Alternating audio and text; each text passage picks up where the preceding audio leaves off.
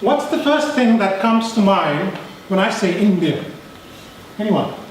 Accent. What else? Okay. Curry. Food. Tikka masala. Food. Yes. Okay. You see, India is all of this and much, much more. And I think it was best summed up by Mark Twain when he said that. He said, anything that can ever be done, either by man or God, has been done in this land. Now, Madam Toastmaster, fellow Toastmasters, dear guests, today I'm going to try and do the impossible. I'm going to try and give you an essence of India in the next 5 to 6 minutes. I'm going to try and give you a gist of why I think India is truly incredible. Now, when I landed up, I think, some of you mentioned food. When I landed in Cyprus 14 years ago, one of the things that people constantly asked me was this: can you teach me to make curry? The irony of the fact is that curry is not even Indian, it's English. It's a mix of many spices put together, and it's a horrendous effort, in my view, in trying to oversimplify Indian cuisine. See, Indian cuisine is so rich that it has around 30 different variations in 30 different regions of the country. And to try and put that into a curry masala paste is like trying to put an elephant into a mouse hole. The flavors are so rich that if you travel across India, the flavors change almost every 20 kilometers. And every region has their own ingredients, own spices, and the way they make it. Now I'm carrying a pamphlet which I want you guys to just circulate, and don't look at it now, but you can look at it when you have some time. But it gives you a nice flavor of the different kinds of food that are available in India. Now another thing which I was always asked, and in fact was asked even yesterday, is this: do you speak Indian? Do you speak Hindu? I'm like, just like there's no language called American or Chinese or Cypriot, there's no language called Indian. There's a language which we speak, which is the most widely spoken language. It's called Hindi. Apart from that, we have 22 other official languages in the country. And the fact of the matter is we don't have a national language. But these are 22 languages, not dialects, mind you. Dialects, we have more than 2,000. That's the kind of diversity you can see in India. Now, while we have all this diversity of food and language, there's one thing which a lot of Indians share in common, and that is, when we meet each other, we say this. It's called the namaste. What this is, it's a way of greeting our fellow countrymen. It's a way to say, I bow down to you. I don't bow down to you as an individual, but I bow down to you because of the life that resides in you. You can call it the spirit, the soul, whatever you want.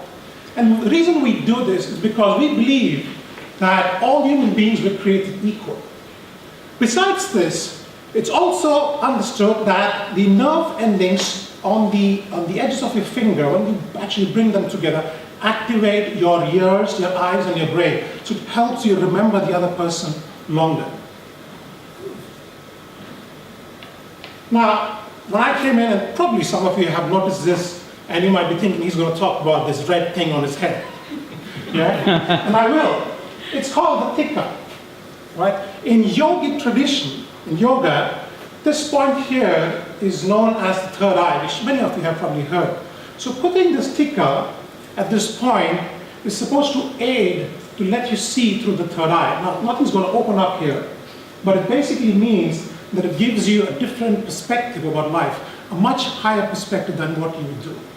Apart from that, it also has some social connotations. So if you see the lady on that photograph, she's got a round tikka, which is called a bindi.